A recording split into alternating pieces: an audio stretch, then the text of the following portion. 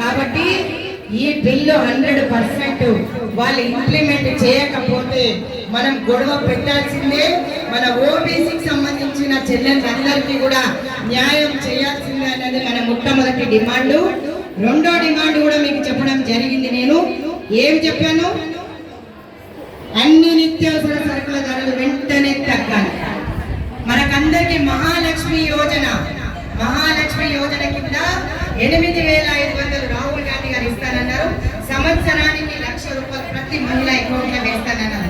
ఈ రోజు మన నడ్డి విడిచి జిఎస్టీల సావతోటి మనని ఈ రోజు పప్పుల ధరలు, నూనె ధరలు, పెట్రోల్ డీజిల్ ధరలు అందరూ కూడా పెంచినందుకు వీళ్లకు ఖచ్చితంగా వ్యయకాలం వచ్చింది. కాబట్టి దీనిపైన మనం మాట్లాడాలి. తర్వాత మహిళా రక్షణ పైన మనం మాట్లాడదాం. సో అందరూ రెడీయే కదా? ఇక్కడ ఉన్న చెల్లెలందరికీ కూడా మళ్ళీ చెప్తున్నాను, ఎవ్వరు వెళ్ళొద్దు.